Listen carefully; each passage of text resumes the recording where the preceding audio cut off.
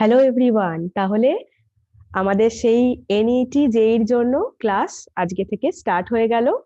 আর তোমাদেরকে happy new year. তোমাদের নতুন বছরে নতুন স্বপ্ন যেন সফল হয়। হ্যাঁ, সবাই সুস্থ থাকো, ভালো থাকো, সাবধানে এই বছরটা কাটাও। আর তোমাদের যার যা স্বপ্ন আছে সব যেন সফল হয়, গডের কাছে এইটাই প্রে করছি। তাহলে আজকে আমাদের ক্লাস 12-এর স্যাটারডে তো বলেইছিলাম যে ক্লাস 12-এর ক্লাসটা স্যাটারডে থাকবে, আর ক্লাস 11-এরটা ওয়েডনেসডে থাকবে। আর যারা দুটোই করছো, যারা রিপিটার্স, তারা 11-12 তাহলে ওয়েডনেসডে আর স্যাটারডে দুটোই ক্লাস করছো তোমরা।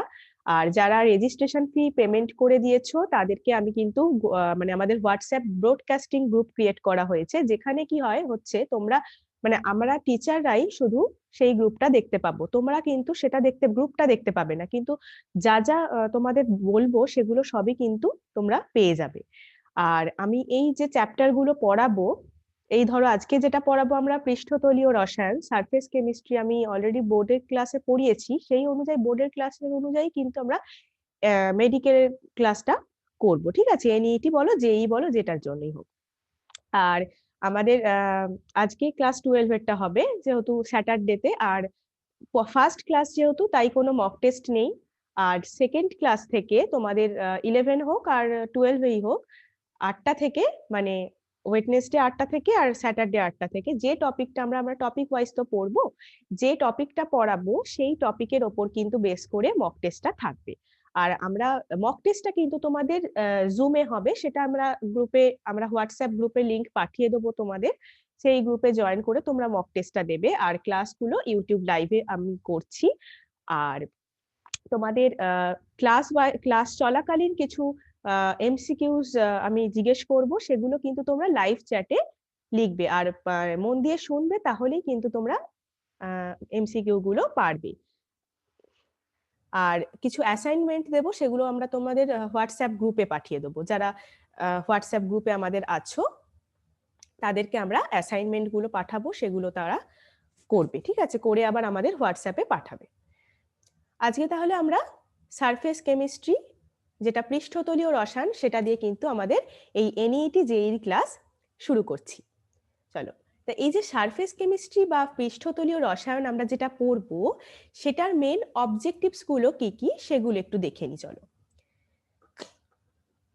সেগুলোতে বলছে, after studying this unit you will be able to describe interfacial phenomenon and its significance. তাহলে এই চ্যাপ্টার থেকে আমরা কি জানতে পারবো? কিছু আন্তঃপৃষ্ঠীয় ইন্টারফেসিয়াল ফেনোমেনন, দ্যাট মিনস আন্তঃপৃষ্ঠীয় যে ঘটনা সেগুলো, এবং তার সিগনিফিকেন্স কি, মানে ইম্পর্টেন্স বলতে পারো, গুরুত্বটা কোথায়, সেটা আমরা জানতে পারবো। এছাড়া define adsorption and classify it into physical and chemical adsorption. তাহলে আমরা অধিশোষণ, অ্যাডসর্পশন মিন্স অধিশোষণ কি, অধিশোষণের সংজ্ঞা, এবং এই ফিজিক্যাল আর কেমিক্যাল অ্যাডসর্পশন কি সেটাও কিন্তু, মানে ভৌত অধিশোষণ আর রাসায়নিক অধিশোষণ, সেটাও কিন্তু আমরা এই চ্যাপ্টারে পড়বো। এছাড়া এক্সপ্লেন মেকানিজম অফ অ্যাডসর্পশন, তাহলে অধিশোষণের ক্রিয়া কৌশলগুলো ব্যাখ্যা করতেও কিন্তু এই চ্যাপ্টারটা আমাদের পড়তে হবে। এছাড়া দেখো, explain the factors which control the adsorption from gases and solution on solid. তাহলে কঠিনের উপরিতলে গ্যাস আর দ্রবণের যে অধিশোষণ নিয়ন্ত্রণকারী যে শর্তগুলো আছে সেগুলো এটা এই চ্যাপ্টারটা এক্সপ্লেন করে। এছাড়া adsorption result on the basis of Freundlich adsorption isotherm. তার মানে অ্যাডসর্পশন আইসোথার্ম মিন্স মানে অধিশোষণ সমতাপীয়, যেটা বিজ্ঞানী ফ্রয়েন্টলিস এটা 1909 খ্রিস্টাব্দে উনি এটা প্রকাশ করেছিলেন। তাহলে ফ্রয়েন্টলিসের অ্যাডসর্পশন আইসোথার্ম আমরা পড়বো। আচ্ছা, appreciate the role of catalyst, তাহলে ক্যাটালিস্টের সম্পর্কেও পড়বো, মানে অনুঘটকের কি ভূমিকা আছে সেটাও কিন্তু আমরা এই চ্যাপ্টার থেকে জানতে পারবো। Enumerate the nature of colloidal state, তাহলে কোলয়েড সম্পর্কে জানবো। এছাড়া ডেসক্রাইব করব যে preparation, properties and purification of colloids, তাহলে তার কিভাবে কোলয়েডটা প্রস্তুত হয়, তার প্রপার্টিজ গুলো কি কি, অ্যান্ড পিউরিফিকেশন অফ কোলয়েডস। নেক্সট আসছি ক্লাসিফাই ইমালশন, মানে ইমালশন কি, ইমালশনের প্রকারভেদ কি এবং describe the preparation and properties, এটারও তাই কোলয়েডের মতো ইমালশনেরও ক্লাসিফিকেশন অ্যান্ড তার প্রিপারেশন অ্যান্ড তার প্রপার্টিস গুলো আমরা কিন্তু এই চ্যাপ্টারে ডিসকাস করব। আর আমরা কি করব বলতো, আমরা একদম প্যারাগ্রাফ ওয়াইজ পড়বো, লাইন বাই লাইন পড়বো। ইংলিশ টু বেঙ্গলিতে তোমাদের ট্রান্সলেট করাই পিডিএফটা দেখতেই পাচ্ছ, সেরকমই প্রত্যেকটা টপিক ওয়াইজ আমরা পড়বো। এছাড়া দেখো, describe the phenomenon of gel formation, মানে জেল কিভাবে গঠন হলো সেটা এখানে বর্ণনা করা আছে। অ্যান্ড দ্য লিস্ট হচ্ছে ইউজেস অফ কোলয়েড, কোলয়েড কি কি কাজে লাগে, কি কি কাজে ব্যবহার করা হয়, সেটাও কিন্তু আমরা এই চ্যাপ্টারে পড়বো। ঠিক আছে, তাহলে আমাদের হচ্ছে যে এইগুলো হচ্ছে আমাদের এই সারফেস কেমিস্ট্রির অবজেক্টিভস। এবার আমরা একদম এনসিইআরটি এই যে বইটার লাইন বাই লাইন আমরা বেঙ্গলিতে ট্রান্সলেট করে এটা পড়বো। ঠিক আছে,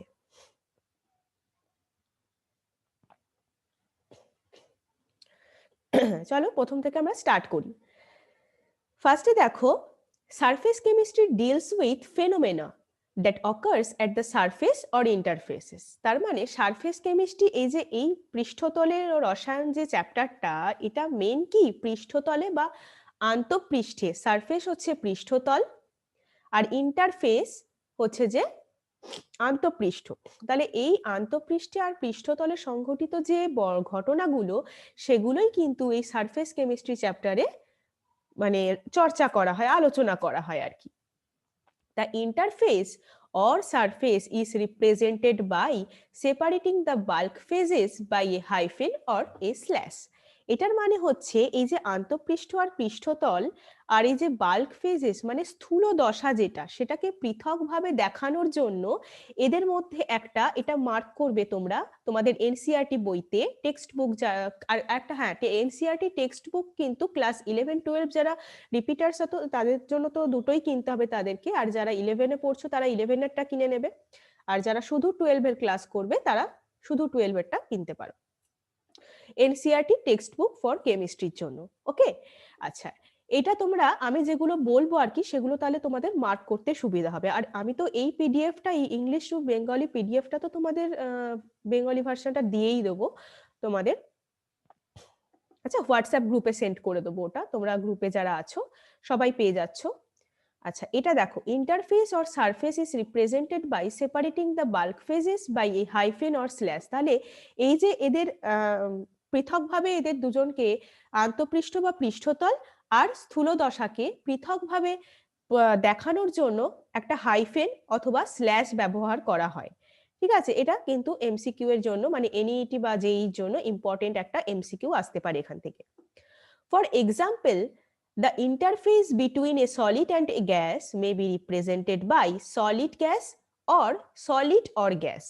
তার মানে একটা সলিড আর গ্যাসের মধ্যে, কঠিন আর গ্যাসের মধ্যে আন্তঃপৃষ্ঠকে, গ্যাসের মধ্যবর্তী আন্তঃপৃষ্ঠটাকে রিপ্রেজেন্ট করা হয় কিসের দ্বারা, না কঠিন গ্যাস অথবা শুধু গ্যাসের দ্বারা। ওকে, আচ্ছা, due to complete miscibility there is no interface between the gases. তার মানে due to মানে সম্পূর্ণভাবে মিশে যায় যেহেতু, তাই ইন্টারফেসের মানে গ্যাসীয় পদার্থের মধ্যে কোনো আন্তঃপৃষ্ঠ থাকে না। এখান থেকেও কিন্তু একটা খুব ইম্পর্টেন্ট এমসিকিউ আসতে পারে যে due to complete miscibility there is no interface between the gases. The bulk phases that we come across in surface chemistry may be pure compound or solution. এই যে পৃষ্ঠতলে আমরা যে স্থূল দশাটাকে নিয়ে আলোচনা করি, তা সেটা বিশুদ্ধ একটা পিওর কম্পাউন্ড হতে পারে, বিশুদ্ধ যৌগ হতে পারে, অথবা দ্রবণও কিন্তু হতে পারে। The interface is normally a few molecule thick, but its area depends on the size of the particle. দেখো, its area এটা মার্ক করবে, but it's area depends on the size of the particle of bulk phases. তার মানে এই যে স্থূল দশার কণাগুলো কিন্তু সাইজের ওপর ডিপেন্ড করছে, মানে ক্ষেত্রফলটা, আন্তঃপৃষ্ঠের ক্ষেত্রফলটা স্থূল দশার কণাগুলোর সাইজের ওপর ডিপেন্ড করে, but it's area depends on the size of the particle of the bulk phases. মানে এটা বুঝতে পেরেছো যে আমি বলছিলাম না যে যে স্থূল দশাটাকে বাল্ক ফেজেস নিয়ে আমরা আলোচনা করি, সেটা বিশুদ্ধ যৌগ হতে পারে, এখানে একটা বললাম পিওর কম্পাউন্ড অ্যান্ড সলিউশন। এটার আন্তঃপৃষ্ঠটার ক্ষেত্রফলটা কিন্তু এই যে বাল্ক ফেজের কণাগুলোর সাইজের ওপর, আকারের ওপর নির্ভর করে, ঠিক আছে। Many important phenomena noticeable among this, মানে এই যে কিছু লক্ষ্য করার মতো, নোটিসেবল অ্যামং মানে কিছু লক্ষ্য করার মতো কিছু ঘটনাবলী আছে, যেমন ধরো তোমার করোশন। করোশন যেমন মানে হচ্ছে অপক্ষয়। ইলেকট্রোড প্রসেস মানে, ইলেকট্রোড মানে কি, তড়িৎদ্বারে সংঘটিত যে বিক্রিয়াগুলো। এছাড়া আছে দেখো হেটেরোজেনিয়াস ক্যাটালাইসিস মানে অসবসত্ব অনুঘটন। ডিসলিউশন মানে হচ্ছে দ্রবীভবন। ক্রিস্টালাইজেশন মানে কেলাসন অকার অ্যাট ইন্টারফেস। তাহলে এগুলো আন্তঃপৃষ্ঠে কিন্তু সংঘটিত হয়। The subject of surface chemistry finds many application in industry. এছাড়াও এই যে সারফেস কেমিস্ট্রিটা কিন্তু কিছু মানে এই সংক্রান্ত বিষয়টির বিভিন্ন প্রয়োগও আছে কিন্তু, যেমন দেখো ইন্ডাস্ট্রিতে, শিল্পক্ষেত্রে, তার মানে অ্যানালাইটিক্যাল ওয়ার্ক মানে হচ্ছে যে বিশ্লেষণমূলক কোনো কার্যে, বা ডেইলি লাইফ সিচুয়েশন মানে দৈনন্দিন জীবনের যে বিভিন্ন পরিস্থিতি, সেখানেও কিন্তু সারফেস কেমিস্ট্রি বা পৃষ্ঠতলীয় রসায়নের বিভিন্ন প্রয়োগ আছে। তাহলে এখান থেকে কিন্তু যেগুলো মার্ক করতে বললাম সেগুলো মার্ক করবে। সেখান থেকে কিন্তু একদম লাইন বাই লাইন তোমরা যদি পড়ো, এমসিকিউ এখানে এনসিইআরটি তে একদম তোমরা পেয়ে যাবে। আর তোমরা যেহেতু খুব গুড স্টুডেন্ট, মানে খুব স্টুডিয়াস তোমরা, তাই জন্য তোমাদের পাওয়ার চান্সটা খুবই বেশি আর কি। নেক্সট প্যারাগ্রাফে চলো আমরা চলে যাচ্ছি। To accomplish surface studies meticulously, it becomes imperative to have a clean surface. Really clean surface. তাহলে এই যে পৃষ্ঠতলীয় রসায়ন, to accomplish surface studies meticulously, বলছে এই নিখুঁতভাবে যদি আমি সারফেস কেমিস্ট্রিটা স্টাডি করতে চাই, পৃষ্ঠতল সংক্রান্ত অধ্যয়নটাকে নিখুঁতভাবে করার জন্য, it becomes imperative to have a really clean surface. তাহলে পৃষ্ঠতলটা কিন্তু ক্লিন মানে পরিষ্কার হওয়া একদম বাধ্যতামূলক আমাদের। মানে পৃষ্ঠতল যদি সংক্রান্ত আমরা অধ্যয়ন নিয়ে আর কি নিখুঁতভাবে আলোচনা করতে চাই, তাহলে সেটাকে পৃষ্ঠতলটাকে আমাদের ক্লিন রাখতেই হচ্ছে, ঠিক আছে। মানে আমি যে প্রত্যেকটা লাইন বলছি না, প্রত্যেকটা লাইন দেখবে এনসিইআরটির জন্য একদম, মানে এনইটি আর জেইর জন্য, মেডিকেল ইঞ্জিনিয়ারিং দুটোতেই তো, দুটোতের জন্যই কিন্তু একদম very very important question. Under very high vacuum of the order of 10 to the power minus 8 to 10 to the power minus 9 Pascal, it is now possible to obtain the ultra clean surface of the metal. তাহলে এই যে ধাতুগুলোর মানে ultra clean surface, অতি পরিষ্কার একটা পৃষ্ঠতল পাওয়া সম্ভব কোথায় জানো না? Under very high vacuum of the order of 10 to the power minus 8 to 10 to the power 9 পাস্কালের মধ্যে, যদি উচ্চ মানে শূন্যতার অধীনে আর কি, হাই ভ্যাকুয়াম মানে উচ্চ শূন্যতার অধীনে একটা ধাতুর অতি পরিষ্কার পৃষ্ঠতল পাওয়া সম্ভব। Solid materials with such clean surfaces need to be stored in vacuum, otherwise this will be covered by molecules of the major components of air, namely dihydrogen and nitrogen. তাহলে এটাও কিন্তু একটা very very important line for MCQ. দেখো বলছে solid material with such clean surfaces, তার বলছে যে এই যে কঠিন যে পদার্থগুলোকে আমাদের যদি আমাদের বায়ুশূন্য অবস্থায় সংরক্ষণ করা প্রয়োজন, পরিষ্কার পৃষ্ঠতল বিশিষ্ট, তাহলে এই সলিড মেটেরিয়াল গুলো কি হতে হবে? উইথ সাচ ক্লিন সারফেস, তার মানে পরিষ্কার পৃষ্ঠতল বিশিষ্ট কঠিন পদার্থগুলোকে বায়ুশূন্য স্থান অবস্থায় সংরক্ষণ করা অবশ্যই প্রয়োজন। আদারওয়াইজ, তা নয় তো কি হবে জানো? This will be covered by molecules of the major components of air. বায়ুর যে মুখ্য উপাদানগুলো আছে, মানে অণু বলতে পারো, যেমন ধরো ডাই অক্সিজেন, ডাই নাইট্রোজেন, এইগুলো দ্বারা পৃষ্ঠতলটা ঢেকে যাবে, ঠিক আছে। In this unit you will be studying some important features of surface chemistry such as adsorption, catalysis, colloids, including emulsion and gel. তাহলে এই অধ্যায়ে তোমরা পৃষ্ঠতলীয় রসায়নের কয়েকটা গুরুত্বপূর্ণ বৈশিষ্ট্য যেমন অধিশোষণ, অ্যাডসর্পশন, ক্যাটালাইসিস অনুঘটন, কোলয়েডস, হ্যাঁ, এইগুলো ইমালশন মানে কোলয়েডের মধ্যে ইমালশন আর জেল সহ যে কোলয়েড সম্পর্কে তোমরা অধ্যয়ন করবে। ঠিক আছে, এটা তাহলে তো আশা করি সবার ক্লিয়ার হয়েছে, এই প্যারাটা আর আগের প্যারাটা। আচ্ছা, এখান থেকে চলো আমরা একটা এমসিকিউ করে নিই। The true statement among the following is, মানে এই চারটের মধ্যে কোনটা সঠিক? To represent an interface the bulk phases are separated by a bracket, gases have only a single interface due to their complete miscibility, the area of interface depends upon the size of particles of bulk phases, and number D option হচ্ছে all of the above। তাহলে কোনটা হবে তোমরা ঝটপট live চ্যাটে লেখো, যতটা আমরা পড়লাম তার মধ্যেই কিন্তু এটা আছে, তোমরা লাইভ চ্যাটে লেখো।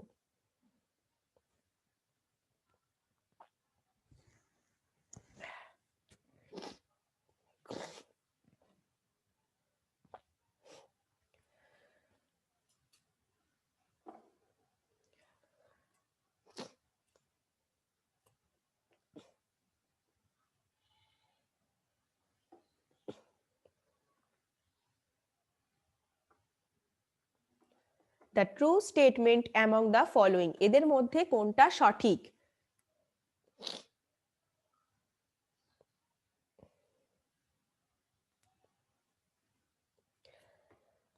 তাহলে এবার আমি অ্যান্সারটা বলে দিচ্ছি, সেটা হচ্ছে আমরা দেখো নাম্বার 1 এর এই ট্রু স্টেটমেন্টটা হচ্ছে the area of interface depends upon the size of the particle of bulk phases. তাহলে এইটা হচ্ছে আমাদের কারেক্ট অপশন। কেন না, ফার্স্ট অপশনটা দেখো, to represent an interface the bulk phases are separated by a bracket. আমরা প্রথমে কি পড়েছিলাম? যদি ভালো করে শুনে থাকো, আমরা প্রথমেই পড়েছিলাম সেটা হচ্ছে একটা হাইফেন অর স্ল্যাশ দিয়ে সেপারেট করা হয়, তাই তো? তার মানে এটা একটা wrong statement.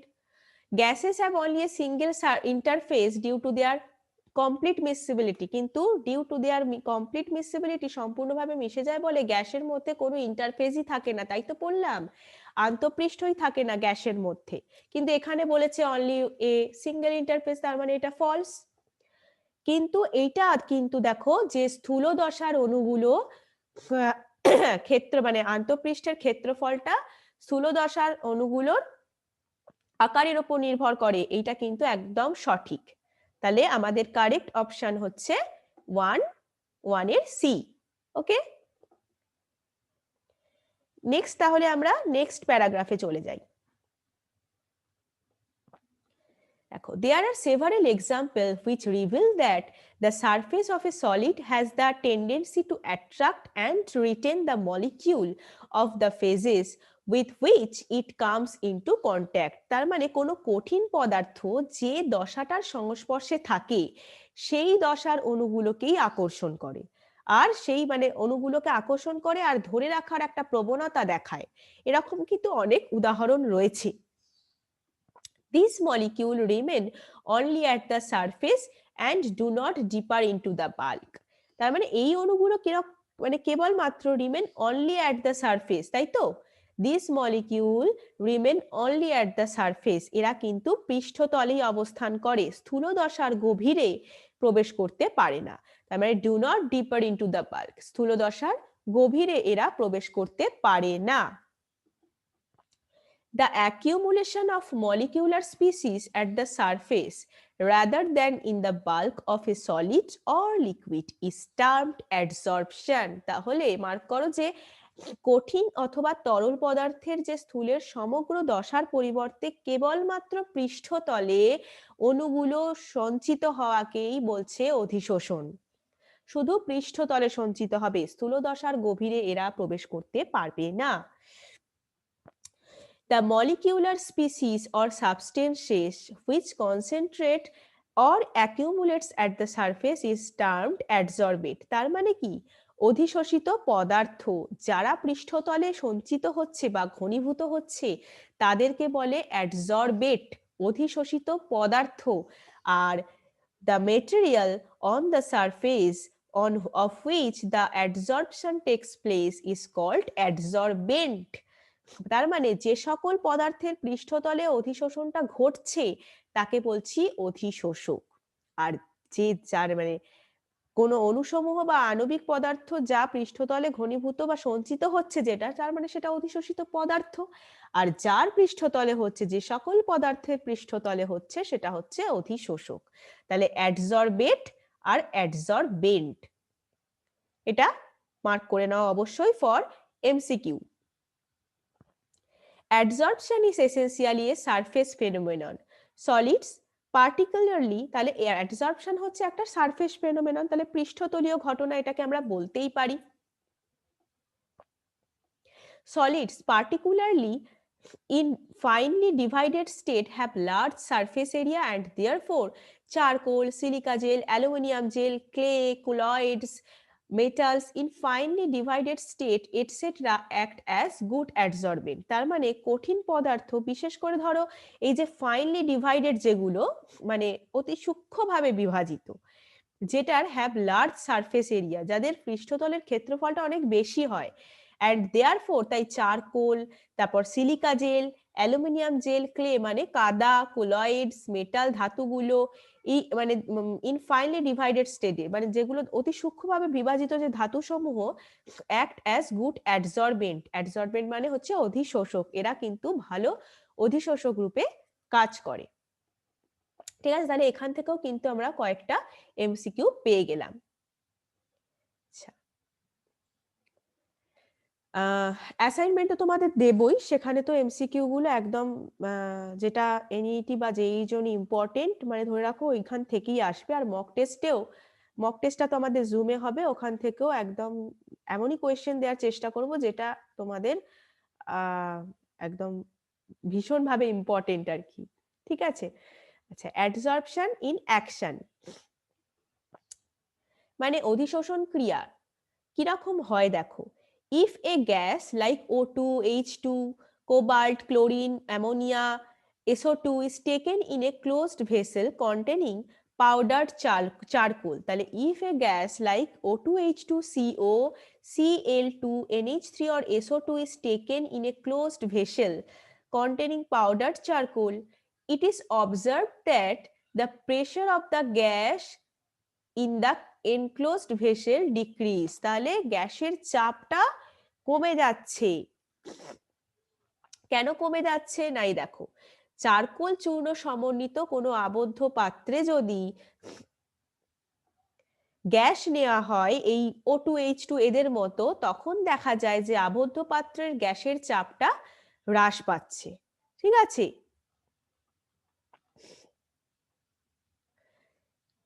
it is observed that pressure of the gas in the enclosed vessel decreases, the gas molecule concentrate at the surface of the charcoal। তার মানে গ্যাস মলিকিউল গুলো কি হচ্ছে, চারকোলের পৃষ্ঠতলে ঘনীভূত হচ্ছে। that means gases are adsorbed at the surface।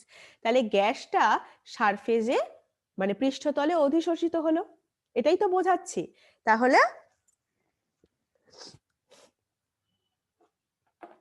বলছে সেটাই যে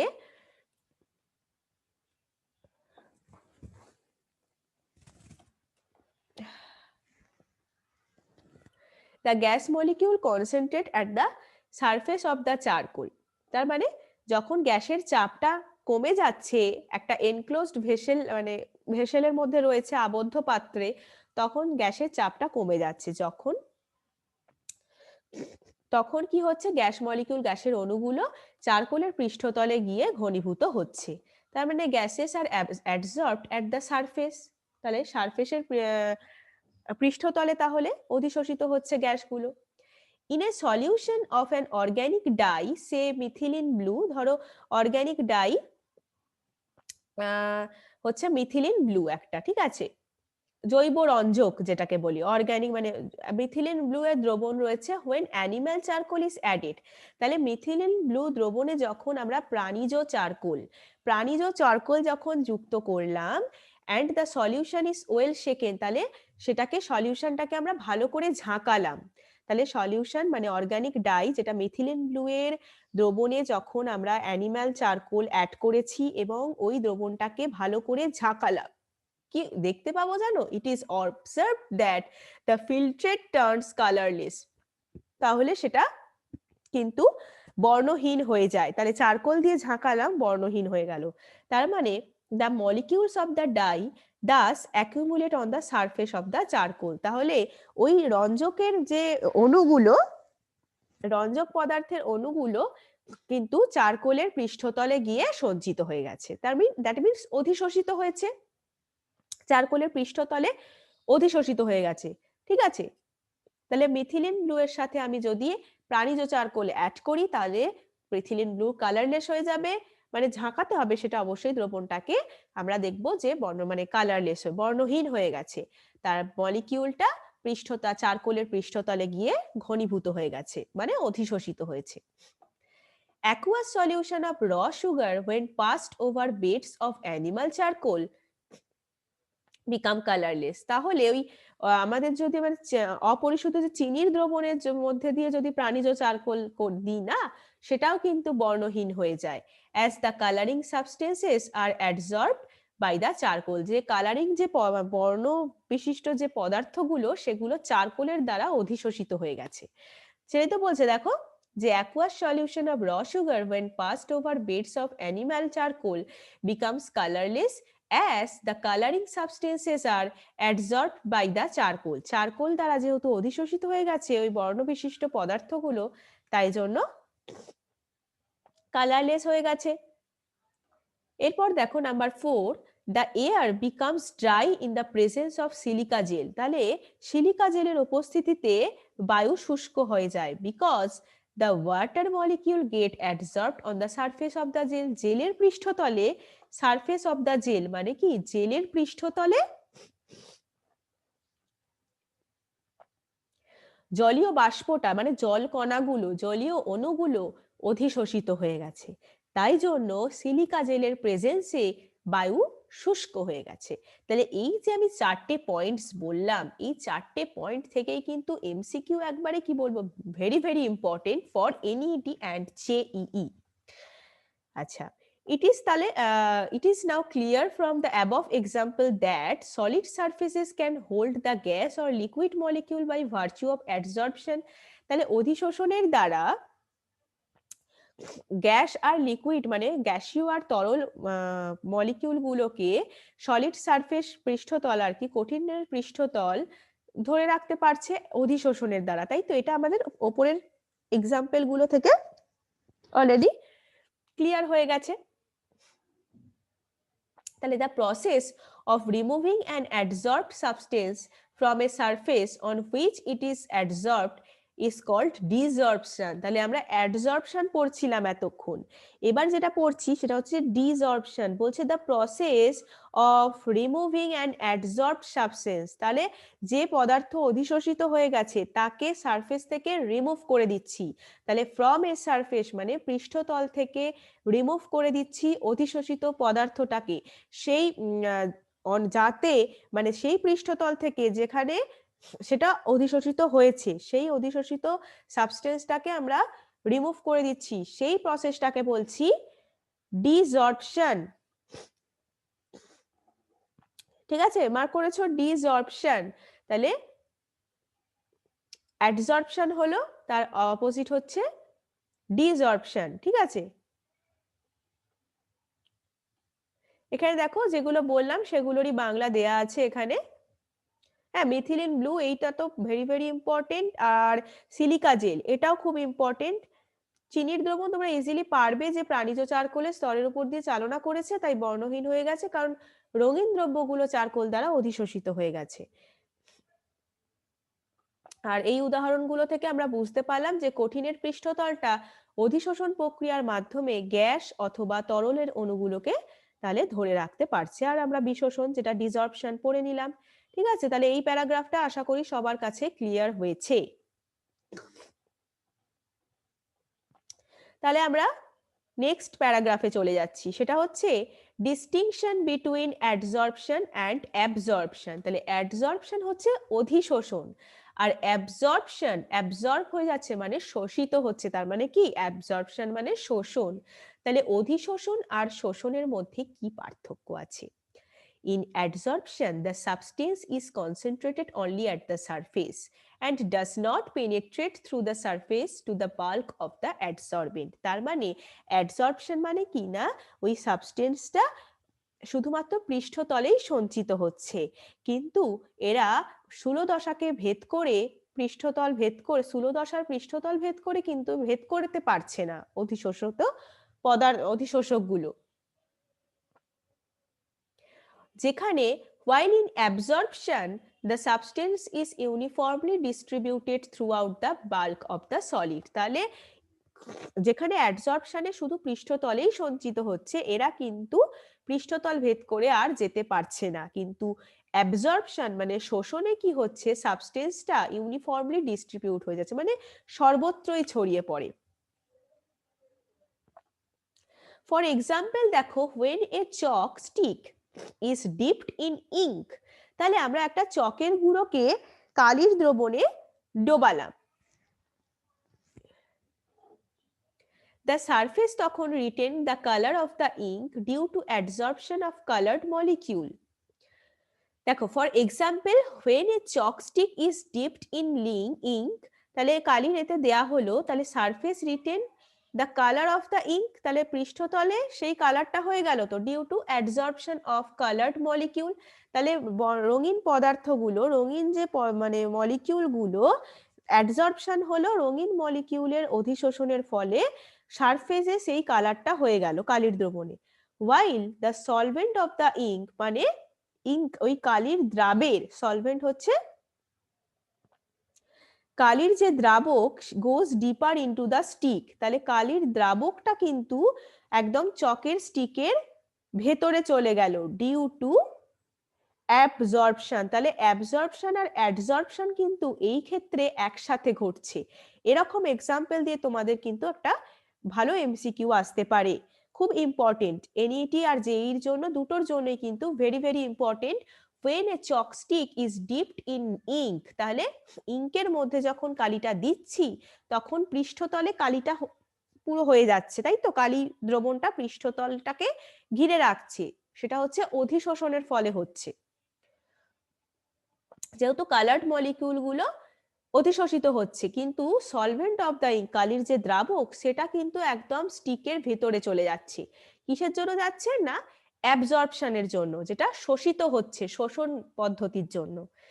ঠিক আছে, on breaking the chalkstick it is found to be white from the inside, তাহলে চকস্টিকটাকে আমরা ভাঙলে কিন্তু সাদা অংশই পাবো ভেতর থেকে। A distinction can be made between absorption and adsorption by taking an example of water vapor. জলীয় বাষ্প নিয়ে কিন্তু আমরা এই অ্যাবসর্পশন আর অ্যাডসর্পশনের মধ্যে একটা ডিস্টিংশন করতে পারি।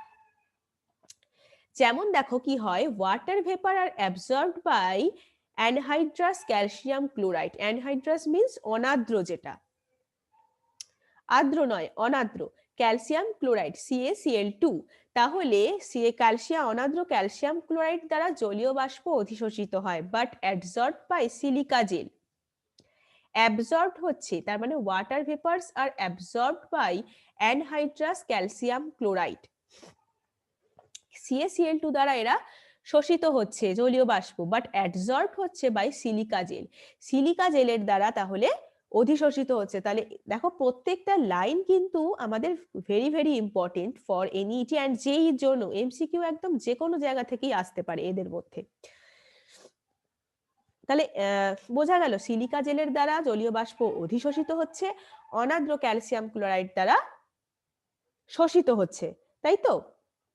In other words, in adsorption, the concentration of the adsorbate increases only at the surface of the adsorbent.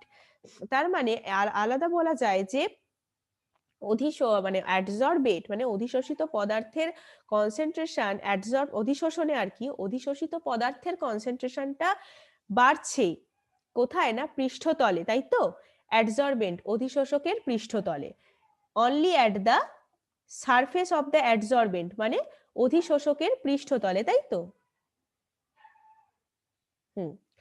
অধিশোষকের পৃষ্ঠতলে অধিশোষিত পদার্থের কনসেন্ট্রেশন বাড়ছে, while in absorption, অ্যাবজর্পশনে কি হচ্ছে, the concentration is uniform throughout the bulk of the solid, তাহলে এটা uniformly distribute হয়, তো অ্যাবজর্পশনে তো ইউনিফর্মলি ডিস্ট্রিবিউট হয়, সেরকমই অ্যাবজর্পশনে সেটাই হচ্ছে, কনসেন্ট্রেশনটা uniform throughout the bulk of the solid. তাহলে both adsorption and absorption can take place simultaneously, তাহলে একই সাথে ঘটছে, যেটাকে the term absorption is used to describe both the process, তাহলে একসাথে যদি এই প্রসেসটাকে আমরা বলতে চাই তাহলে জর্পশন বলতে পারি, যদি ওটার অ্যাড এ ডি আর এটা হচ্ছে এ বি অ্যাব, তাহলে অ্যাডসর্পশন আর অ্যাবজর্পশন, তাহলে বোথ অ্যাডসর্পশন শোষণ আর অধিশোষণ can take place simultaneously, also the term sorption is use to describe both the process, তাহলে এই দুটো প্রসেসকেই ডেসক্রাইব করার জন্য আমরা জর্পশন শব্দটি কিন্তু ইউজ করি। দেখো সেটাই আছে একই সাথে, তাহলে অধিশোষণ আর শোষণ একই সাথে সংঘটিত হতেই পারে না, আমরা চকস্টিকের ক্ষেত্রেই তো সেটা দেখলাম। তাহলে দেখো এখানে বেঙ্গলি প্যারাগ্রাফটা তোমাদের দেওয়া আছে, আমি যেটা বললাম এতক্ষণ সেটাই লেখা আছে।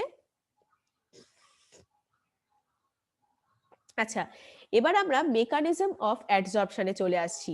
মেকানিজম অফ অ্যাডসর্পশন বলছে অধিশোষণের ক্রিয়া কৌশল। বলছে adsorption arises due to the fact that the surface particle of the adsorbent are not in the same environment as the particle inside the bulk, মানে অধিশোষণ ঘটার মেন কারণ, adsorption arises due to the fact that, মানে অধিশোষণ ঘটার কারণটা হচ্ছে অধিশোষকের যে পৃষ্ঠতলের কণাগুলো, এই যে অভ্যন্তরীণ কণাগুলোর মতো একই পরিবেশে তো থাকে না, পৃষ্ঠতলে যে কণাগুলো গিয়ে সঞ্চিত হচ্ছে অ্যাডসর্বেন্টে, মানে অভ্যন্তরীণ কণাগুলোর মতো তো একই পৃষ্ঠতলে মানে একই পরিবেশ এনভায়রনমেন্টে তো থাকে না। Inside the adsorbent all the forces acting between the particles, inside the adsorbent মানে অধিশোষকের ভেতরে, তাই তো, অভ্যন্তরে বলছি, ইনসাইড দ্য অ্যাডসর্বেন্ট মানে অধিশোষকের অভ্যন্তরে অল দ্য ফোর্সেস যে ক্রিয়াশীল বলগুলো, acting all the forces acting between the particles, তাহলে মানে অণুগুলোর মধ্যে যে ক্রিয়াশীল বলসমূহ are mutually balanced, but on surface the particles on the surface the particles are not surrounded by atoms or molecule of their kind of all sides. বলছে যে ওটা তো যে মানে এগুলো তোমার ক্রিয়াশীল বলসমূহ যেটা বলছিলাম, এই যে অল দ্য ফোর্সেস অধিশোষকের অভ্যন্তরে কণাগুলোর মধ্যে ক্রিয়াশীল যে বলসমূহ একে অপরকে প্রশমিত করছে, ঠিক আছে, mutually balanced, but on the surface the particles are not surrounded by atoms or molecule. বলছে কিন্তু পৃষ্ঠতলে অবস্থিত যে কণাগুলো সব দিক থেকেই নিজের মতো পরমাণু বা অণুসমূহ দ্বারা বেষ্টিত থাকে না।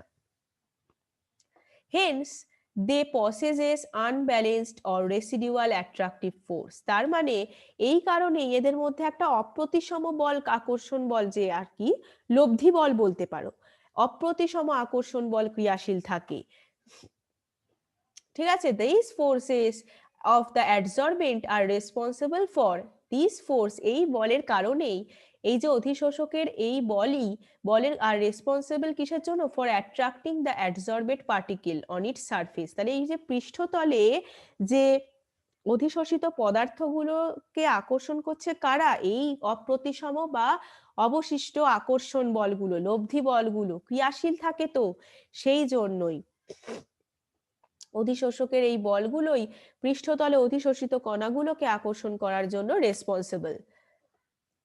তাহলে the extent of adsorption increases with the increase of surface area per unit mass of adsorbent at a given temperature and pressure, তার মানে যে প্রদত্ত উষ্ণতা আর given temperature and pressure মানে উষ্ণতায় চাপে অধিশোষকের প্রতি একক ভরের পৃষ্ঠতলের ক্ষেত্রফল বৃদ্ধির সাথে সাথে অধিশোষণের মাত্রা বৃদ্ধি পায়। তাহলে এই যে বলছে increase of surface area per unit, তার মানে প্রতি একক ভরের per unit mass of the adsorbent, অধিশোষকের প্রতি একক ভরের পৃষ্ঠতলের সারফেস এরিয়া, পৃষ্ঠতলের ক্ষেত্রফল বৃদ্ধির সাথে সাথে অ্যাডসর্পশন ইনক্রিজ করে, অ্যাডসর্পশনের মাত্রা, এক্সটেন্ট অফ অ্যাডসর্পশন। ঠিক আছে, বোঝা গেছে? তাহলে প্রদত্ত উষ্ণতা ও চাপে এই যে অধিশোষক এর অ্যাডসর্বেন্ট এর প্রতি একক ভরের পৃষ্ঠতলের ক্ষেত্রফল বৃদ্ধির সাথে সাথে দ্য এক্সটেন্ট অফ অ্যাডসর্পশন মানে অধিশোষণের মাত্রা ইনক্রিজ করে, বৃদ্ধি পায়। ঠিক আছে, এই হচ্ছে আমাদের তাহলে অধিশোষণের ক্রিয়া কৌশল, যেটাকে আমরা বলছি মেকানিজম অফ অ্যাডসর্পশন। এরপর আসছি, দেখো another important factor featuring adsorption is the heat of adsorption. তাহলে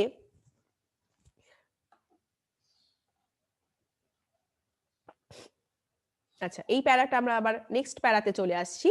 সেটা হচ্ছে অন্যতম আর একটা ফিচার হচ্ছে এদের তোমার হিট অফ অ্যাডসর্পশন মানে অধিশোষণের তাপ, অধিশোষণের তাপ। During adsorption there is always a decrease in residual forces of the surface. তাহলে এই অ্যাডসর্পশন চলাকালীন কি হয়, there is always a decrease in residual forces of the surface, পৃষ্ঠতলে সবসময় ওই ফোর্সটা, ক্রিয়াশীল বলটা কমে আসছে। That is there is decrease in surface energy which appears at heat, তার মানে পৃষ্ঠতলের শক্তিটা কমে যাচ্ছে, ক্রিয়াশীল বল ডিক্রিজ করছে, কমে যাচ্ছে মানে কি পৃষ্ঠতলের শক্তিটা কমে যাচ্ছে, যেটা হিট উৎপন্ন করছে, তাপ উৎপন্ন করছে, হুইচ অ্যাপিয়ার্স অ্যাজ হিট, যেটা তাপ হিসেবে উৎপাদিত হচ্ছে। তার মানে adsorption therefore is invariably an exothermic process. তার মানে ডিউরিং অ্যাডসর্পশন যেহেতু এটা হচ্ছে, তাই তো অ্যাডসর্পশন মানে অধিশোষণের সময়তেই তো পৃষ্ঠতলের যে রেসিডুয়াল ফোর্সটা সেগুলো কমে যাচ্ছে, তার ফলে কি হচ্ছে পৃষ্ঠতলের শক্তি, এই যে বললাম ডিক্রিজ ইন সারফেস এনার্জি, সেটা ডিক্রিজ করছে। তাহলে একটা সেটা এই যে তাহলে একটা হিট উৎপন্ন, তাপ উৎপন্ন হচ্ছে, তাহলে এটাকে আমরা তাপ উৎপাদক, exothermic process, very very important for MCQs. তো এটা দেখো, তাহলে অ্যাডসর্পশন হচ্ছে যে একটা তাপ উৎপাদক প্রক্রিয়া, exothermic process. In other word del H, দাঁড়াও, হ্যাঁ কোথায় গেলাম, হ্যাঁ, in other word del H of adsorption is always negative when a gas is adsorbed the freedom, তাহলে ডেল এইচ কিন্তু এই অ্যাডসর্পশনে, অধিশোষণে ডেল এইচ কিন্তু সবসময় ঋণাত্মক হয়, নেগেটিভ হয়। when a gas is adsorbed, যখন একটা গ্যাস অধিশোষিত হয়েছে, the freedom of movement of its molecule become restricted, তাহলে এদের তখন সেই গ্যাসের অণুগুলোর মুভমেন্টের যে স্বাধীনতাটা সেটা রেস্ট্রিক্টেড হয়ে যায়, অধিশোষিত হয়ে গেছে তো তারা। this amount to decrease in the entropy of the gas after adsorption, তার মানে যখন মুভমেন্টটা একটা ফ্রিডমটা রেস্ট্রিক্টেড হয়ে যাচ্ছে, তখন অ্যামাউন্টটা ডিক্রিজ করে যাচ্ছে, এন্ট্রপির অ্যামাউন্টটা, তার মানে ডেল এসও এখানে কিন্তু নেগেটিভ। তাহলে এন্ট্রপি ডিক্রিজ করছে, তার মানে ডেল এস নেগেটিভ হচ্ছে, ডেল এস হচ্ছে এনথালপি, ডেল এইচ হচ্ছে এখানে, del H of the adsorption is always negative, that means এনথালপিটা সবসময় নেগেটিভ হয়। আর del S ও যেহেতু এখানে গ্যাস অ্যাবজর্ব হলে এদের মলিকিউলগুলোর মুভমেন্টের ফ্রিডমটা রেস্ট্রিক্টেড হয়ে যায়, তখন this amount to decrease in the entropy of the gas after adsorption, that is del S is negative, তাহলে del H ও নেগেটিভ, del S ও negative. Adsorption is thus accompanied by decrease in enthalpy as well as decrease in entropy of the system. তাহলে adsorption কি হচ্ছে, adsorptionে অধিশোষণে আমাদের এনথালপিও decrease হচ্ছে, তার জন্য del H negative, as well as decrease in entropy মানে del S decrease করছে, তাই del S ও নেগেটিভ সিস্টেমে।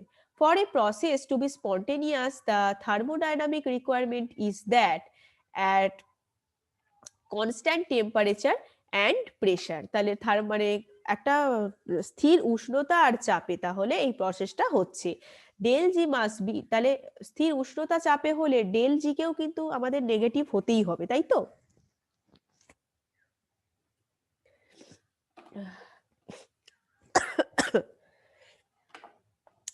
ডেল জি তাহলে must be negative, that is there is a decrease in Gibbs energy, তাহলে গিবস এনার্জি কিন্তু এখানে decrease হচ্ছে, তার জন্যই ডেল জি নেগেটিভ হবে। তাহলে on the basis of equation del G equal to del H minus T del S, এটা তো তোমরা থার্মোডাইনামিক্সে পড়েছো।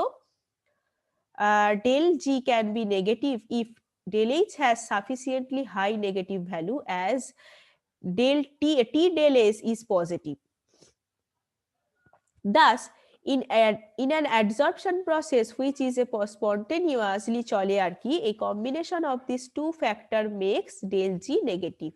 তাহলে এই দুটো ফ্যাক্টর কিন্তু ডেল জি কে নেগেটিভ করতে বাধ্য করছে। তার মানে as the adsorption proceeds del H becomes less and less negative, ultimately del H becomes equal to T del S, তার মানে del H যদি নেগেটিভ হয়, less negative, ultimately del H equal to T del S হয়ে যাবে,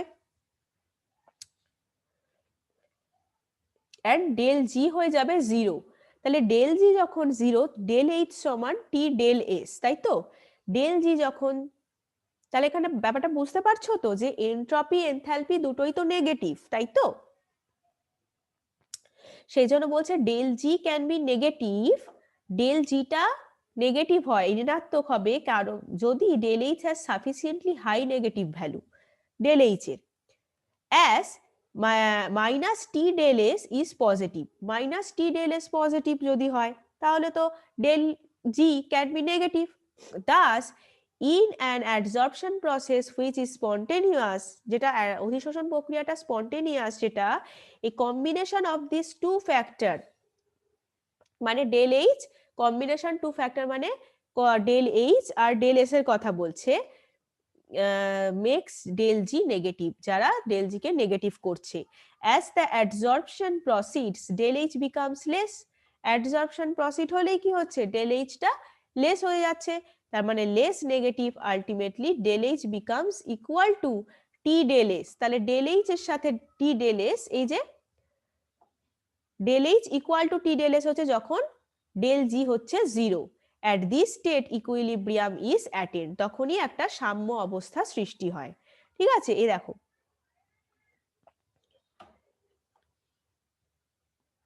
অধিশোষণ প্রক্রিয়ার অগ্রগতির সাথে সাথে ওই যে বললাম প্রসিডস, ডেল এইচ এর ঋণাত্মক মানটা ক্রমশ হ্রাস পাচ্ছে, অবশেষে টি ডেল এস এর সাথে সমান হয়ে যাচ্ছে, আর ডেল জি এর মান তখন শূন্য হয়ে যাচ্ছে, তখনই তো সাম্যাবস্থার সৃষ্টি হচ্ছে, equilibrium is attained, that means সাম্যাবস্থার সৃষ্টি হচ্ছে।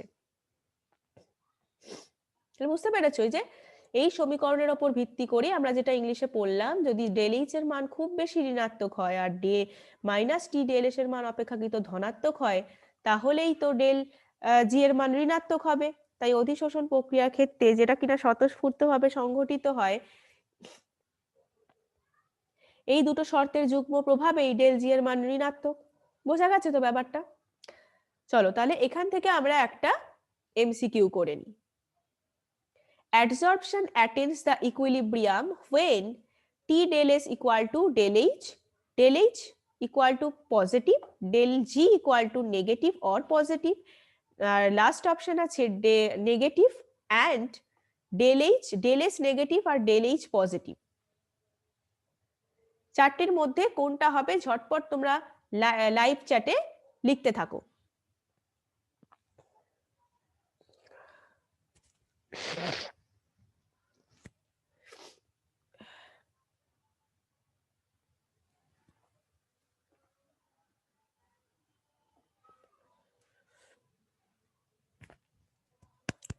এই সবেই পড়িয়েছি এই টপিকটা, অ্যাডসর্পশন অ্যাটেন্স দ্য ইকুইলিব্রিয়াম, তাহলে অ্যাডসর্পশন কখন একটা সাম্যাবস্থায় পৌঁছায়, টি ডেল এস এর সাথে ডেল এইচ সমান হলে, নাকি ডেল এইচ পজিটিভ হলে, নাকি ডেল জি নেগেটিভ আর পজিটিভ হলে, নাকি ডেল এস নেগেটিভ আর ডেল এইচ পজিটিভ হলে, কোন অপশনটা কারেক্ট তোমরা লাইভ চ্যাটে লেখো। যারা ক্লাসটা করছো তারা লাইভ চ্যাটে লিখতে থাকো।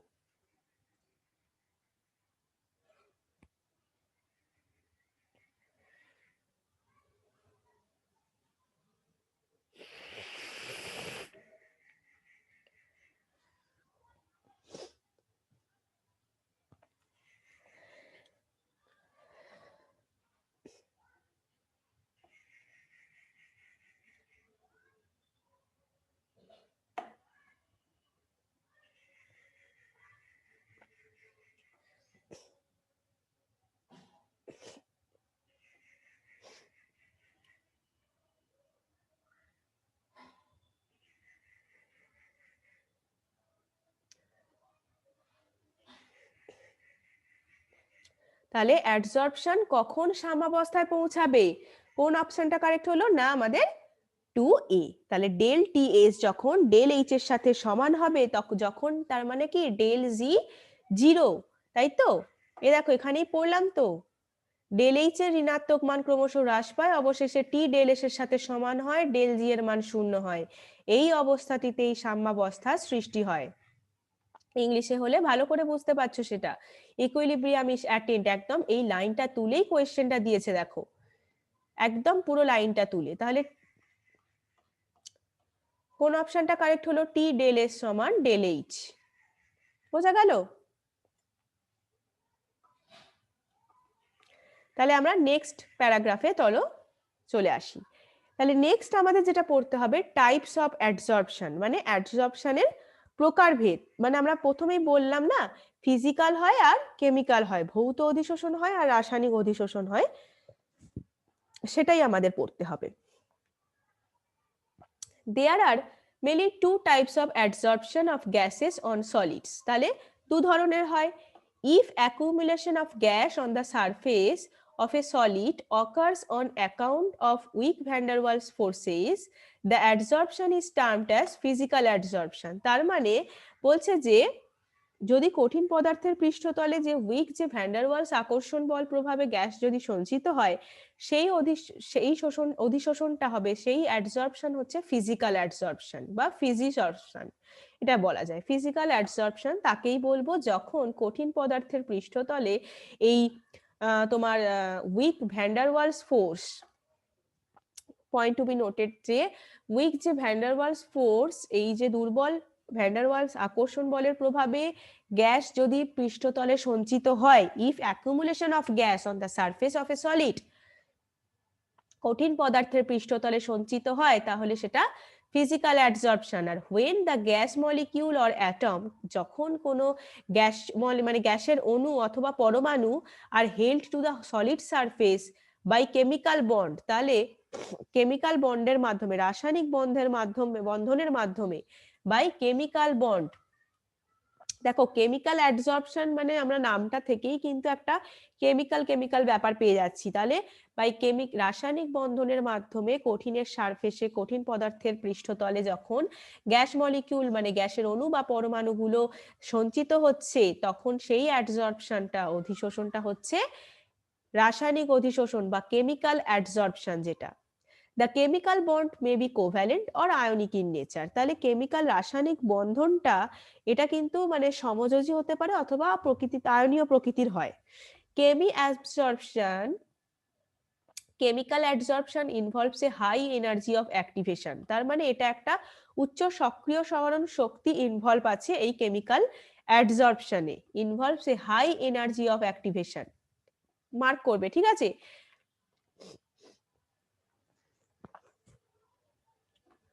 and is therefore often referred to as activated adsorption. তার মানে এটা হচ্ছে যে সক্রিয় অধিশোষণ। তার মানে এটাকে আমরা মানে কেমিক্যাল অ্যাডসর্পশন মানে রাসায়নিক অধিশোষণটাকে আমরা অ্যাক্টিভেটেড অ্যাডসর্পশনও বলতে পারি। এটা কিন্তু এমসিকিউ এর জন্য আবার ইম্পর্টেন্ট। দেখো অ্যাক্টিভেটেড অ্যাডসর্পশন মানে সক্রিয় অধিশোষণ, যেহেতু এটার একটা হাই এনার্জি অফ অ্যাক্টিভেশন আছে, তাই অ্যাক্টিভেটেড অ্যাডসর্পশন বলা যায়।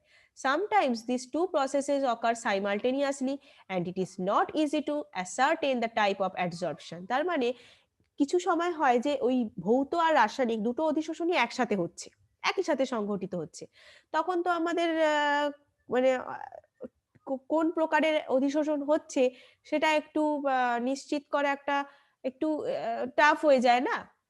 A physical adsorption at low temperature may pass into chemi-absorption as the temperature is increased. তার মানে উষ্ণতা যখন বাড়ছে তখন কিন্তু a physical adsorption at low temperature মানে কম উষ্ণতায় ভৌত অধিশোষণ যখন হচ্ছে, তখন কেমি অ্যাবজর্পশন মানে কেমিক্যাল রাসায়নিক অধিশোষণ মানে লো টেম্পারেচারে ভৌত অধিশোষণটা রাসায়নিক অধিশোষণে পরিণত হচ্ছে যখন উষ্ণতা আবার বাড়ছে। লো টেম্পারেচারে ভৌত অধিশোষণ হচ্ছে, কিন্তু সেটাই রাসায়নিক অধিশোষণ হয়ে যাচ্ছে যখন কি হচ্ছে না টেম্পারেচারটা ইনক্রিজ করছে। For example dihydrogen is first adsorbed on nickel by van der Waal forces. তাহলে নিকেলের ওপর অধিশোষিত হচ্ছে ডাইহাইড্রোজেন। Dihydrogen is first adsorbed on nickel by van der Waal forces. তার মানে ভ্যান ডার ওয়ালস আকর্ষণ বলের প্রভাবে নিকেলের পৃষ্ঠতলে অধিশোষিত হচ্ছে dihydrogen. Molecule of hydrogen then dissociate to form hydrogen atom which are held on the surface by chemisorption. তাহলে hydrogen molecule গুলো dissociate হচ্ছে কি জন্য না, হাইড্রোজেন পরমাণু তৈরির জন্য। হাইড্রোজেন মলিকিউল গুলো ডিসোসিয়েট করে যাচ্ছে to form hydrogen atom which are held on the surface by chemiabsorption. তাহলে কেমিক্যাল অ্যাবজর্পশনের মাধ্যমেই পৃষ্ঠতলে হেল্ড আছে, তাই তো? এ দেখো,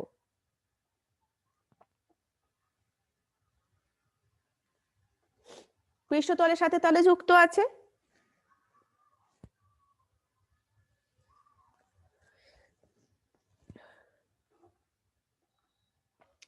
তাহলে ভৌত অধিশোষণ তাহলে নিম্ন উষ্ণতায় যদি হলেও সেটা রাসায়নিক অধিশোষণে রূপান্তরিত হয়ে যাবে যখন উষ্ণতা বৃদ্ধি পাবে।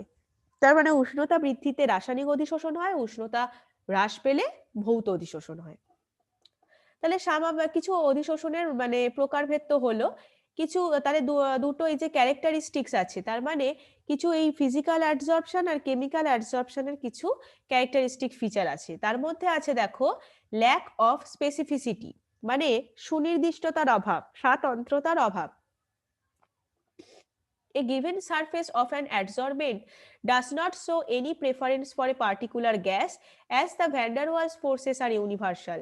মানে ভ্যান ডার ওয়ালস আকর্ষণ বল যেহেতু সার্বজনীন না, তাই জন্য অধিশোষকের পৃষ্ঠতলে কখনো মানে একটা পার্টিকুলার গ্যাসের প্রেফারেন্স শো করা যায় না। বুঝতে পারলে? তাহলে বলছে কি না, কোনো মানে পার্টিকুলার গ্যাস মানে একটা নির্দিষ্ট গ্যাসের জন্য কোনো প্রেফারেন্স দেয়া যাবে না অধিশোষকের পৃষ্ঠতলে। given surface of an adsorbent does not show any preference for a particular gas as যেহেতু the van der Waals আকর্ষণ বলটা ইউনিভার্সাল মানে সার্বজনীন। সেকেন্ড ক্যারেক্টার দেখো নেচার অফ অ্যাডসর্বেট, মানে অধিশোষিত পদার্থের প্রকৃতিটা কেমন হয়। The amount of gas adsorbed by a solid depends on the nature of gas. তাহলে অ্যামাউন্ট অফ গ্যাসের পরিমাণটা অ্যাডসর্বড হচ্ছে, অধিশোষিত হচ্ছে বাই এ সলিড, কঠিনের দ্বারা, যেটা ডিপেন্ড করছে গ্যাসের প্রকৃতির উপর। তাহলে গ্যাসের মানে অ্যামাউন্ট যে একটা অ্যামাউন্ট অফ গ্যাস যে অ্যাডসর্বড হচ্ছে, অধিশোষিত হচ্ছে কঠিনের দ্বারা, সেটা কিসের উপর ডিপেন্ড করছে? Depends on the nature of gas. In general easily liquefiable gases with higher critical temperature, তার মানে উচ্চ মানে সংকট উষ্ণতা যেটার, ইজিলি লিকুইফাইবল যে গ্যাসকে সহজে তরলে পরিণত করা যায়, আর রিডিলি অ্যাডসর্বড। যেহেতু তাহলে যে গ্যাসকে সহজে তরলে পরিণত করা যায় সেটা সহজেই অধিশোষিত হয়, কারণ van der Waals forces are stronger near van der Waals forces are stronger near the critical temperature. Critical তাহলে এই সংকট উষ্ণতায় কিন্তু ভ্যান ডার ওয়ালস ফোর্সটা খুব শক্তিশালী হয়, ঠিক আছে। Thus 1 gram of activated charcoal adsorb more sulphur dioxide than methane which is still more than 4.5 milliliter of dihydrogen. বলছে যে একটা 1 গ্রাম অ্যাক্টিভেটেড চারকোল, সক্রিয় চারকোল অ্যাডসর্ব করে মোর সালফার ডাইঅক্সাইড, অনেক সালফার মিথেনের থেকেও, কারণ যেটা কিনা still more than 4.5 millilitre of dihydrogen, যেখানে ক্রিটিক্যাল টেম্পারেচার থাকে 33 কেলভিন। ওটাই বলছে যে 1 গ্রাম সক্রিয় চারকোল মিথেন অপেক্ষা অধিক সালফার ডাইঅক্সাইড গ্যাস অধিশোষণ করে, যা 4.5 লিটার ডাইহাইড্রোজেনের থেকেও বেশি। আরো কিছু ক্যারেক্টার আছে দেখো, রিভার্সেবল নেচার। তাহলে physical adsorption of a gas by a solid is generally reversible হয়, মানে পরাবর্ত প্রকৃতির হয়। সলিড প্লাস গ্যাস, তার মানে গ্যাস অথবা সলিড উৎপন্ন হবে, তার সাথে আবার হিট উৎপন্ন হচ্ছে, তার জন্যই তো এটা একটা exothermic process. more of gas is absorbed when pressure is increased as the volume of the gas decrease. তাহলে ভলিউম অফ দ্য গ্যাস মানে গ্যাসের আয়তন কমছে যেহেতু, তাই প্রেসার বাড়ছে, চাপ বাড়ছে, তার মানে তখন মোর অফ গ্যাস অ্যাডসর্ব মানে বেশিরভাগ গ্যাসটাই অ্যাডসর্ব অধিশোষিত হচ্ছে যখন প্রেসার বাড়ছে আর ভলিউমটা ডিক্রিজ করছে গ্যাসের। লা স্যাটেলিয়ার প্রিন্সিপাল এটা কিন্তু। The gas can be removed by decreasing pressure. তাহলে গ্যাসটা রিমুভ করছে বাই প্রেসার ডিক্রিজে, মানে গ্যাস হচ্ছে রিমুভ হয়ে যায়, প্রেসার ডিক্রিজ করলেই গ্যাস রিমুভ হয়ে যাবে। Since the adsorption process is exothermic, তার মানে হিট উৎপন্ন হচ্ছে এখানে, প্রথমত প্রেসার ডিক্রিজ করছে, তাই তো।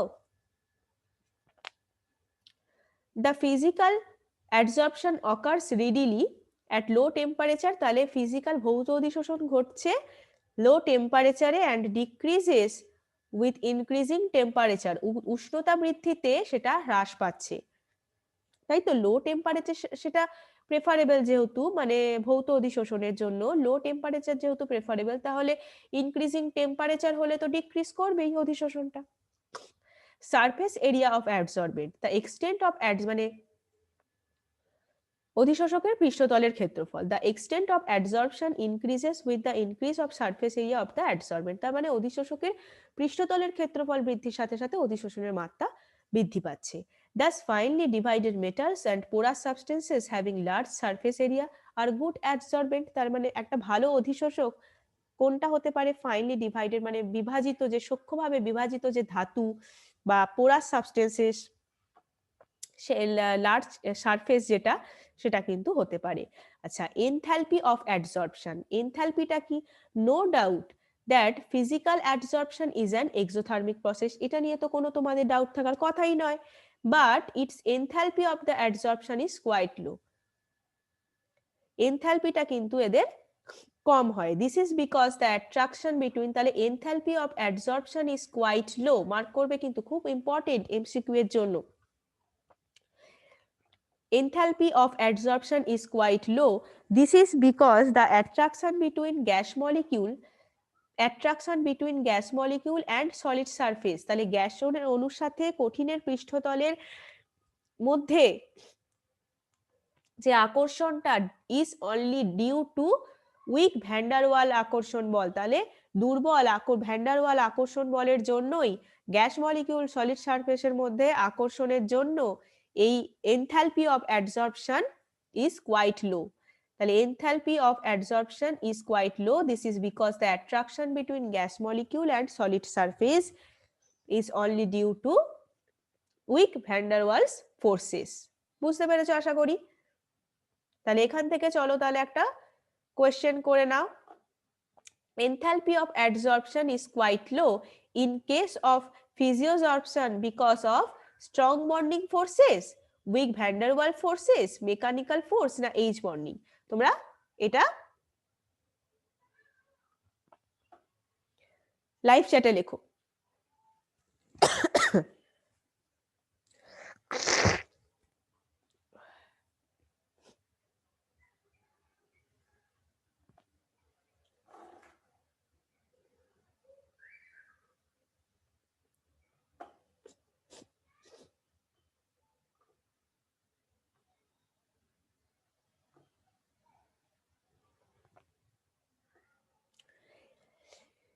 এই সবেই পড়িয়েছি, দেখো যে enthalpy of adsorption is quite low in case of কিসের জন্য হয়, সেটা হচ্ছে স্ট্রং বন্ডিং ফোর্সের জন্য, নাকি উইক ভ্যান ডার ওয়ালস ফোর্সের জন্য, মেকানিক্যাল ফোর্স আর এইচ বন্ডিং। যারা ক্লাস করছো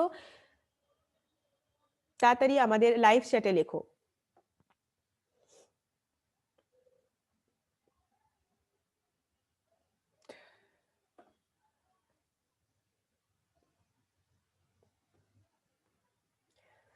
তারপর আমি অ্যান্সারটা বলছি। তাহলে অ্যান্সারটা তোমরা সবাই পারবে, পড়াটা শুনে থাকলে সবাই পারবে। তাহলে enthalpy of adsorption is quite low in case of physisorption because of কি না 3 এর B option, weak van der Waals forces. দুর্বল এই ভ্যান ডার ওয়ালস আকর্ষণ বলের জন্যই তো এনথালপিটা মানে অধিশোষণের এনথালপিটা লো হয়। হলো?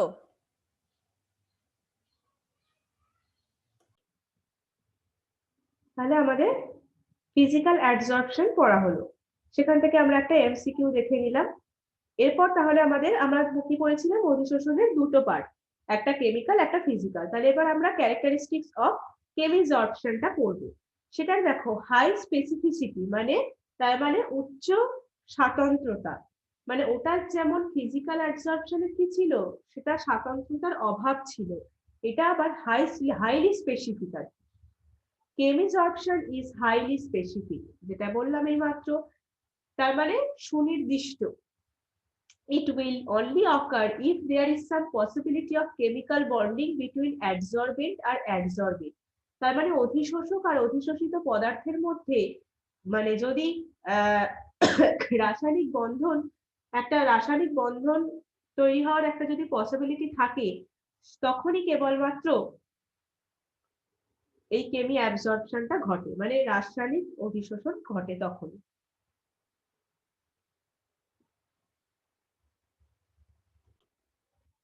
তারপর for example oxygen is absorbed on metals by virtue of oxide formation. তার মানে কি, অক্সাইড ফর্মেশনের দ্বারাই ধাতুগুলো অধিশোষিত হয়। অক্সিজেন ইজ অ্যাবজর্বড তার মানে ধাতুর ওপর অক্সিজেন অধিশোষিত হচ্ছে। Oxygen is absorbed on metal, ধাতব পৃষ্ঠের ওপর তাহলে অ্যাবজর্ব হচ্ছে oxygen by virtue of oxide formation. তাহলে অক্সাইড ফর্মেশনের মাধ্যমে অক্সাইড গঠন করার জন্যই হচ্ছে ধাতু পৃষ্ঠতলে। And hydrogen is adsorbed by transition metal due to hydride formation. তার মানে দেখো হাইড্রাইড গঠন করার জন্য হাইড্রোজেন সন্ধিগত ধাতুর দ্বারা অধিশোষিত হচ্ছে, তাই তো? তাহলে oxygen is adsorbed on metal by virtue of oxide formation and hydrogen is adsorbed by transition metal. Hydrogen adsorbed হচ্ছে কিসের দ্বারা, সন্ধিগত ধাতুর দ্বারা, due to hydride formation। তার মানে হাইড্রাইড গঠন করার জন্য, আর ওটা হচ্ছে অক্সাইড ফর্মেশনের জন্য। তাহলে কেমি অ্যাবজর্পশন হলো হাইলি স্পেসিফিক। এবার হচ্ছে ইরিভার্সিবিলিটি। আমাদের ফিজিক্যাল অ্যাবজর্পশন ছিল রিভার্সিবল মানে পরাবর্ত প্রকৃতি, কিন্তু ইরিভার্সিবল হচ্ছে কেমিক্যাল অ্যাবজর্পশন। কেমিক্যাল অ্যাবজর্পশন হচ্ছে ইরিভার্সিবল বা অপরাবর্ত প্রকৃতি। As chemical absorption involves compound formation মানে যৌগ গঠনের জন্য যেহেতু ইনভলভ থাকে, it is usually irreversible in nature। যেহেতু এটা কম্পাউন্ড ফর্মেশন মানে যৌগ তৈরি করতে ইনভলভ থাকে কেমিক্যাল অ্যাবজর্পশন, তাই জন্য it is usually irreversible, তাই এটা অপরাবর্ত প্রকৃতির হয়। Chemisorption is also an exothermic process, এটাও কিন্তু একটা এক্সোথার্মিক মানে তাপ উৎপাদক প্রক্রিয়া, but the process is very slow at low temperature. কিন্তু এটা তাপ উৎপাদক প্রক্রিয়া, কিন্তু এই প্রসেসটা কিন্তু ভেরি স্লো, কি না লো টেম্পারেচারে মানে নিম্ন উষ্ণতায়। On account of high energy of activation মানে উচ্চ সক্রিয়করণ শক্তি, হাই এনার্জি অফ অ্যাক্টিভেশন মানে উচ্চ সক্রিয়করণ শক্তির উপর। লাইক মোস্ট কেমিক্যাল চেঞ্জ মানে বেশিরভাগ রাসায়নিক যে পরিবর্তনগুলো adsorption often increases with rise of temperature. তাহলে লাইক মোস্ট কেমিক্যাল চেঞ্জ মানে কি না, বেশিরভাগ রাসায়নিক পরিবর্তনই হচ্ছে যে অ্যাডসর্পশন কি হয় মানে বৃদ্ধি পায় উইথ রাইজ অফ টেম্পারেচার, উষ্ণতা বৃদ্ধিতে অ্যাডসর্পশন ও অধিশোষণ বৃদ্ধি পায়। ফিজিওজর্পশন অফ এ গ্যাস, গ্যাসের একটা ভৌত অধিশোষণ adsorbed at low temperature may change into chemisorption। তাহলে ফিজিওজর্পশন অফ এ গ্যাস, গ্যাসের ভৌত অধিশোষণ অধিশোষিত হয় লো টেম্পারেচারে, অ্যাবজর্বড এট লো টেম্পারেচার মে চেঞ্জ ইনটু কেমিজর্পশন, সেটা রাসায়নিক অধিশোষণে চেঞ্জ হয়ে যেতে পারে এট হাই টেম্পারেচারে। তাহলে উষ্ণতা বৃদ্ধিতে সেটা রাসায়নিক অধিশোষণ হয়ে যেতে পারে। usually high pressure is also favorable for chemisorption। তার মানে উচ্চ চাপ হচ্ছে favorable for মানে কেমিক্যাল অ্যাবজর্পশনের জন্য, রাসায়নিক অধিশোষণের জন্য উচ্চ চাপ হাই প্রেসার ইজ ফেভারেবল। তাহলে প্রত্যেকটা লাইন থেকে কিন্তু তোমাদের এনইটি বা জেইর জন্য মানে দুটোর জন্যই বলছি ভেরি ইম্পর্টেন্ট ফর এমসিকিউ এর, মানে এমসিকিউ এখানে থেকে আসতেই পারে এখন, প্রত্যেকটা লাইন আর কি ইম্পর্টেন্ট। ঠিক আছে, তাহলে বোঝা গেল।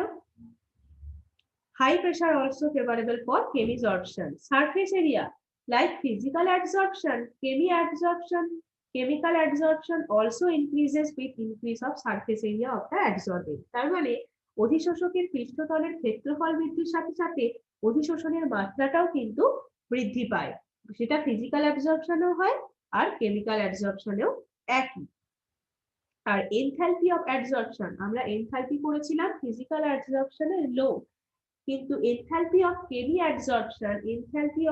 adsorption is high as it involves chemical bond formation. যেহেতু এটা কেমিক্যাল বন্ড তৈরিতে ইনভলভ আছে, এরা তো রাসায়নিক বন্ধন তৈরি করে, তাই এদের এনথালপিটা হচ্ছে হাই।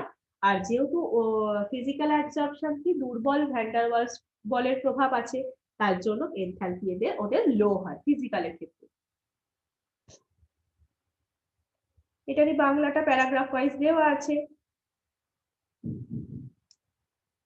নেক্সট আমাদের আছে যে কম্পারিজন অফ ফিজিক্যাল অ্যাবজর্পশন আর কেমিজর্পশন। ফিজিওজর্পশন আর কেমিজর্পশনের মধ্যে ডিফারেন্স, তাহলে ডিফারেন্স অলরেডি তোমরা পড়েই ফেলছো, দেখো যে লাস্টে যেটা করলাম এই মাত্র নিশ্চয়ই মনে পড়ছে যে আমাদের এনথালপিটা ওদের লো হয় ফিজিক্যালের ক্ষেত্রে আর কেমিক্যালের ক্ষেত্রে হাই হয়। এরা কি না, it arises because of van der Waals ফোর্সের জন্যই, আর এরা হচ্ছে chemical bond formation. It is not specific, এরা স্পেসিফিক হয় না, আর এটা হচ্ছে হাইলি স্পেসিফিক হয়। কেমিক্যাল অ্যাডসর্পশন হাইলি স্পেসিফিক হয়। It is reversible in nature, পরাবর্ত প্রকৃতির হয়। ইট ইজ ইরিভার্সেবল মানে অপরাবর্ত প্রকৃতির হয়। It depends on the nature of gas, তাহলে গ্যাসের প্রকৃতির উপর ডিপেন্ড করে। মোর ইজিলি লিকুইফাইবল গ্যাসেস আর অ্যাবজর্বড রিডিলি, আর এখানে কি হয় দেখো, এটাও it also depends on the nature of gas, এটাও তাই। Enthalpy of adsorption is low in this case, enthalpy high. Low temperature is favorable, high temperature favorable. এক্ষেত্রে লো temperature আর এক্ষেত্রে high টেম্পারেচারে ভালো হয় আর কি, হাই প্রেসারেও কিন্তু এটা হয়, তাই তো বললাম না আমরা। কেমিক্যাল অ্যাবজর্পশন হাই প্রেসারে ভালো হয় পড়লাম, হাই প্রেসারও এদের জন্য ফেভারেবল হাই টেম্পারেচারে। আর ফিজিক্যালের জন্য low temperature, it decreases with increase of temperature, তার মানে উষ্ণতা বৃদ্ধির সাথে সাথে এই অ্যাবজর্পশনের এটা কমে যায়। নো অ্যাপ্রিসিয়েবল অ্যাক্টিভেশন এনার্জি, তার মানে এখানে কোনো সক্রিয়করণ শক্তির প্রয়োজন নেই, কিন্তু হাই অ্যাক্টিভেশন এনার্জি, উচ্চ সক্রিয়করণ শক্তি এখানে কেমিক্যাল অ্যাবজর্পশনে কিছু সময় প্রয়োজন হয়। It depends on the surface area, increases with an increase of surface area, এটাও তাই সেম। তাহলে অধিশোষকের পৃষ্ঠতলের ক্ষেত্রফল বৃদ্ধির সাথে সাথে অধিশোষণের মাত্রা, দুটো অধিশোষণের ক্ষেত্রেই কিন্তু অধিশোষণের মাত্রায় কিন্তু বৃদ্ধি পায়, সেম দুটো। It results into multimolecular layer on adsorbent surface under high pressure. তাহলে এটা হচ্ছে যে হাই প্রেসারে একটা মাল্টিমলিকিউলার লেয়ার তৈরি করে, বুঝতে পারছো, আর এটা হচ্ছে ইউনিমলিকিউলার, ঠিক আছে। এটা মাল্টিমলিকিউলার লেয়ার তৈরি করে, মানে অ্যাডসর্বেন্ট মানে অধিশোষকের ওপর, পৃষ্ঠতলে অধিশোষকের পৃষ্ঠতলের ওপর একটা মাল্টিমলিকিউলার লেয়ার তৈরি করে, আর এরা সেটা মানে একাধিক আণবিক স্তর, এরা একটি মাত্র আণবিক স্তর। কেমিক্যালটা হচ্ছে ইট রেজাল্টস ইনটু ইউনিমলিকিউলার লেয়ার, মানে একটা মাত্র আণবিক স্তর সৃষ্টি করে। এই ছিল আমাদের ভৌত আর রাসায়নিক অধিশোষণ, ঠিক আছে। তাহলে এই হচ্ছে আমাদের আজকে পার্ট, অ্যাডসর্পশনের পুরো পার্টটা আমরা আজকে কমপ্লিট করে ফেলেছি। এখান থেকে তাহলে প্রত্যেকটা লাইন বাই লাইন আমরা বেঙ্গলিতে ট্রান্সলেট করে, এবং সেখান থেকে কি কি এমসিকিউ মানে এমসিকিউ এর জন্য কোনগুলো ইম্পর্টেন্ট সেগুলো বললাম, আর তোমরা অবশ্যই সেগুলো নোট ডাউন করবে। হ্যাঁ, আর ক্লাসে যে কোশ্চেন গুলো দিলাম সেগুলোতে ইম্পর্টেন্ট, আর আমি তোমাদের অ্যাসাইনমেন্ট যেটা দেবো আমরা হোয়াটসঅ্যাপ গ্রুপে তোমাদের যারা আছো হোয়াটসঅ্যাপে তাদেরকে পাঠিয়ে দেবো। আর নেক্সট উইকে তাহলে এই টপিকটা যতটা আমরা পড়ালাম সেটার ওপর কিন্তু তোমাদের মক টেস্ট থাকবে। স্যাটারডে তোমাদের 8টা থেকে 8:30 অবধি মক টেস্টটা হবে, আর 8:30 থেকে ইউটিউব লাইভে আমাদের ক্লাসটা হবে। 8টা থেকে 8:30 জুম অ্যাপের থ্রু তোমাদের মক টেস্টটা হবে, আর ইউটিউব লাইভের থ্রু আমার ক্লাসটা হবে, ঠিক আছে। তাহলে যারা হোয়াটসঅ্যাপ গ্রুপে আছো তাদেরকে তো আমি অবশ্যই জানিয়ে দেবো, আর অ্যাসাইনমেন্টটা তোমাদের আমি সেন্ড করে দেবো গ্রুপে, ঠিক আছে। আশা করি সবাই বুঝতে পেরেছো, কোনো ডাউট থাকলে অবশ্যই আমাকে হোয়াটসঅ্যাপে জিজ্ঞেস করে নিও, ঠিক আছে। তাহলে আজকে এই পর্যন্তই থাকলো।